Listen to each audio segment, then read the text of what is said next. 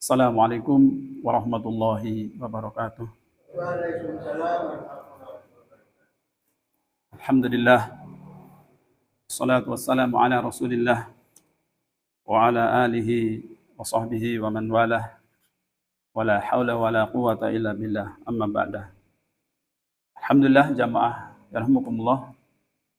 Pagi hari ini Allah masih berkenan memberikan nikmat karunia kepada kita bersama, di antaranya nikmat sehat dan sempat, sehingga kita bisa bersama-sama menunaikan salat subuh berjamaah, dan izinkan kita tambahkan 1-2 hadis.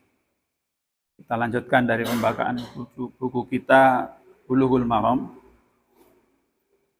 dan alhamdulillah kita sudah sampai hadis yang nomor 25. Bismillahirrahmanirrahim. Wa an Aisyah radhiyallahu anha, dari Aisyah semoga Allah meridhoinya, qalat, ia berkata, kana Rasulullah sallallahu alaihi wasallam yahsilul maniyya thumma yakhruju ila as-salati fi dhalika ath-thawbi wa ana anzuru ila atharil ghusli. Adalah Rasulullah SAW pernah suatu ketika mencuci mani, ya, bekas mani yang menempel di baju beliau. Kemudian beliau pergi keluar untuk menunaikan sholat dengan baju itu. Dan aku, kata Aisyah radhiyallahu anha, melihat bekas cuciannya itu. Muttafaqun alaih. Hadis ini sahih, diriwayatkan oleh Al-Bukhari dan Muslim. Wali Muslim, sedangkan dalam riwayat Muslim, laqad kuntu afruquhu min thawbi Rasulillah sallallahu alaihi wasallam farakan fa yusalli fihi. Sungguh aku menggosoknya, ya, menggosok dengan beberapa kali digosok dari mani yang menempel di baju Rasulullah SAW itu. Kemudian beliau menunaikan sholat dengan memakai baju tersebut. Wa fi lafdhin lahu, dalam lafaz yang lain dari Imam Muslim juga, laqad kuntu ahukkuhu yabisan bidufri min thawbihi.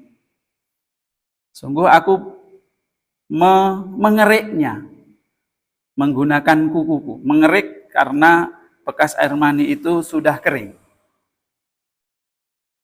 di baju beliau sallallahu alaihi wasallam, gitu ya. Ya. Jamaah rahimakumullah, di pelajaran yang bisa kita petik dari hadis mulia ini, di buku Fiqhul Islam disebutkan yang pertama, najisnya mani, tetapi tabiat najisnya berbeda dengan najisnya kencing. Sementara kalau di Tawdihul Ahkam disebutkan di sini, mani itu suci, gitu ya. Kita coba baca bersama. Yang pertama disebutkan di sini bahwa termasuk sunnah Rasulullah SAW, ketika mani itu menempel di baju dan kering, maka dikerik sampai hilang. Jika masih basah, maka dicucinya. Gitu. Yang kedua, mani yang keluar dari laki-laki, gitu ya, yang menempel di baju, itu suci, gitu ya.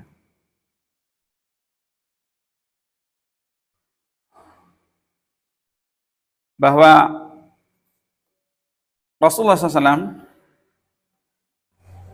membiarkan dikerik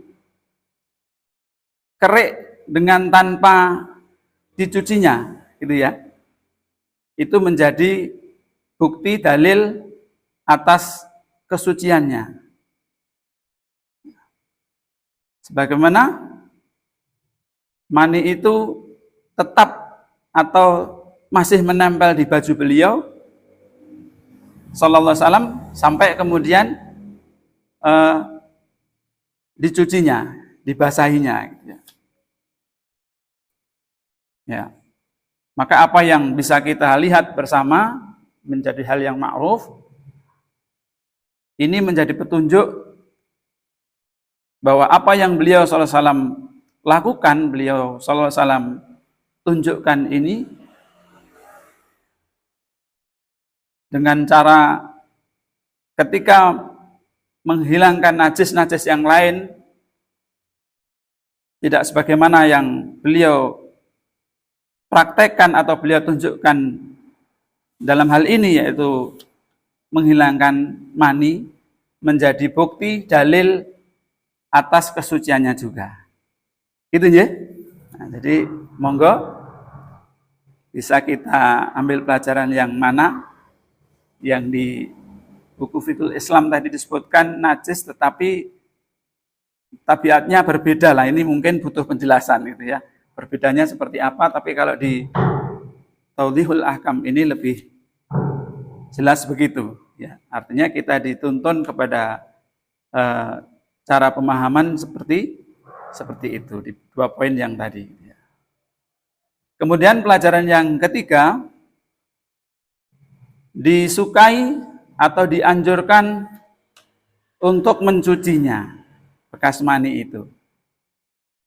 Sama saja mani itu basah maupun kering gitu ya. Ini menjadi penyempurnaan atau lebih sempurnanya untuk meraih kesuciannya di dalam menghilangkannya. Gitu ya.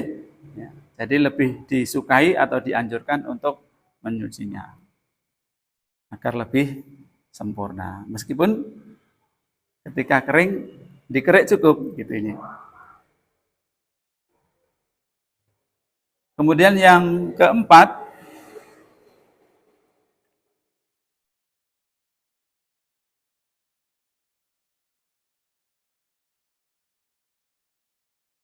jadi Rasulullah SAW itu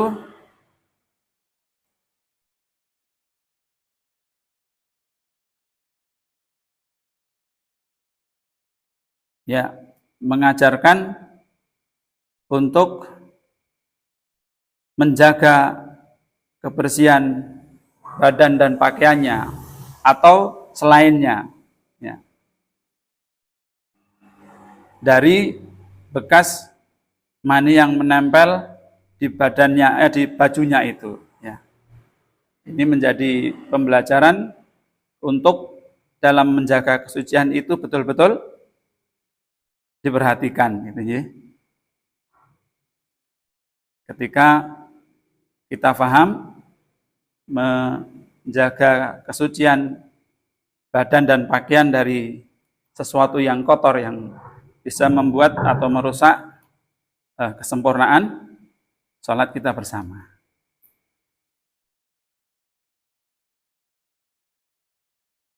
Ya. Yang selanjutnya, pelajaran yang bisa dipetik dari hadis yang mulia ini disebutkan di sini pelayanan atau khidmah itu ya seorang istri yang memberikan pelayanan, memberikan mencukupi kebutuhan suaminya gitu ya, dengan ya segala kebutuhan yang memang dibutuhkan oleh seorang suami di rumahnya gitu ya. Itu menjadi sebuah kewajiban, tugas yang mulia bagi seorang istri gitu ya, tentu sesuai dengan batas atau kewajaran dari apa yang kemudian menjadi kebiasaan di dalam kekeluargaan itu gitu ya. Apa yang menjadi kebiasaannya di dalam keluarga itu, karena seorang suami satu dengan lainnya terkadang tidak sama gitu ya. Ada yang memang minta diberikan pelayanan yang lebih, misalkan lebar tindakan itu kalau orang dicepai unjukan orang berkenan, kan ada yang begitu ya. Tapi ada yang tidak begitu, mungkin bisa mandiri dan mengambil sendiri gitu ya. Nah, hal-hal seperti ini tentu tidak sama. Sebuah keluarga ada yang bisa saja tercipta hubungan komunikasi yang seperti itu, maka bagi keluarga yang lainnya bisa jadi berbeda gitu ya. Terkadang masalah seperti ini bisa jadi masalah gitu ya, ketika tidak tercipta hubungan dan komunikasi dengan sebaik-baiknya antara suami dan istri. Kan gitu ya? Capek-capek pulang rungono wedang. Nah, ini bisa jadi masalah gitu ya. Mungkin capeknya dari luar, bahkan mungkin ada masalahnya dari luar terbawa gitu ya. Nah, ini jangan sampai terjadi dalam kekeluargaan kita bersama. Nah, maka seorang istri yang baik menjadi bagian dari kewajiban tugasnya yang mulia untuk memenuhi kebutuhan suaminya gitu ya. Ya.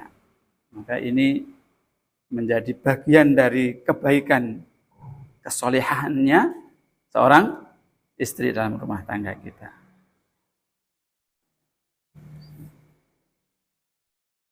Ya, yang selanjutnya pembelajaran dari hadis yang mulia ini, Rasulullah SAW sebagai contoh yang paripurna, beliau diutus oleh Allah kepada seluruh kalangan manusia ini dengan membawa pesan-pesan, di antaranya adalah perkara-perkara yang barangkali mungkin bagi kita bersama ada yang menganggap ya urusan-urusan yang remeh-temeh gitu ya. Urusan begituan aja dicontohkan, diurus. Ternyata begitulah ya. Beliau sallallahu alaihi wasallam terutus itu untuk membawa pesan-pesan sehingga manusia, khususnya orang-orang yang beriman, kemudian bisa mentauladani dengan sebaik-baiknya apa yang menjadi syariat Allah yang telah beliau sallallahu alaihi wasallam contohkan dalam berbagai hal. Bahkan ini urusan-urusan makan, minum, itu ya, hubungan suami istri, gitu ya. Nah, ya begitulah, gitu ya. Yang ini semua agar menjadi kehidupan pribadi maupun keluarga, bahkan masyarakat manusia ini kemudian menjadi kehidupan yang baik, ya. Yang tentu ukurannya baik di dalam timbangan syariat Allah Subhanahu wa taala gitu ya. Terkadang kita dapatkan sesuatu yang dianggap baik di kalangan manusia belum tentu itu baik dalam timbangan syariat atau sebaliknya gitu ya. Sesuatu yang oleh syariat itu mulia gitu ya, dalam kebanyakan pandangan manusia bisa jadi itu dianggap remeh-temeh gitu ya. Ya.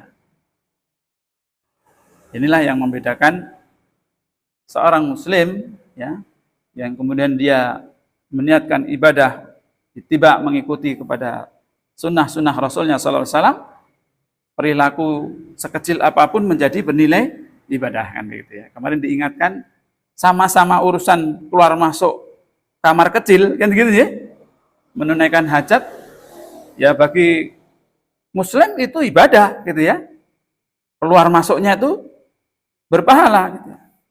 Tapi bagi orang yang tidak berilmu, bahkan mungkin bagi orang-orang kafir ya, itu hanya tabiat biasa saja ya, urusan-urusan ya keseharian saja. berlalu begitu saja gitu ya. Ini tentu tidak sama gitu ya. Ya.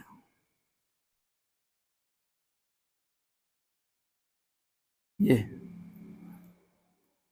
Kemudian yang selanjutnya,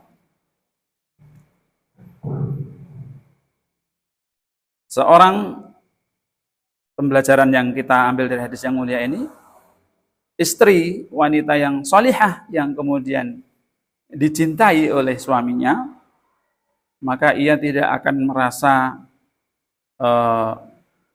tinggi hati atau merasa sombong atau merasa berjasa gitu ya, ketika ia bisa membantu atau memberikan pelayanan yang sebaik-baiknya kepada sang suami. Tidak perlu kemudian merasa berjasa, merasa dibutuhkan gitu ya, sehingga ia bahkan tumbuh rasa sombong gitu ya, merasa lebih karena ia mampu memberikan pelayanan kepada suaminya dengan sebaik-baiknya gitu ya. Meskipun yang diberikan pelayanan itu memang urusan-urusan yang mungkin bagi suami itu betul-betul membutuhkannya gitu ya. Ya itulah, karena memang sudah menjadi tugas dan ini menjadi hak dan kewajiban bagi seorang suami istri di dalam berumah tangga. Saling melengkapi, saling menutupi kelemahan satu dengan lainnya, saling menggenapkan antara satu dengan yang lainnya. Gitu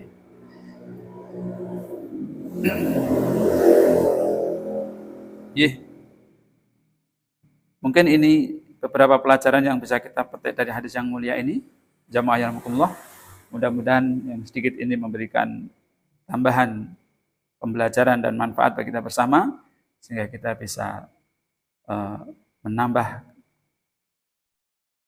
faedah keilmuan kita, dan tentu dengan harapan kita bisa semakin persis di dalam memahami dan mencontoh apa yang Rasulullah SAW lakukan di dalam kehidupan kesehariannya. Demikian, kurang lebihnya mohon maaf. Terima kasih atas seluruh perhatiannya. Kita cukupkan dengan kafaratul majelis. Subhanaka Allahumma wa bihamdika asyhadu an la ilaha illa anta astaghfiruka wa atubu ilaik. Assalamualaikum warahmatullahi wabarakatuh. Waalaikumsalam.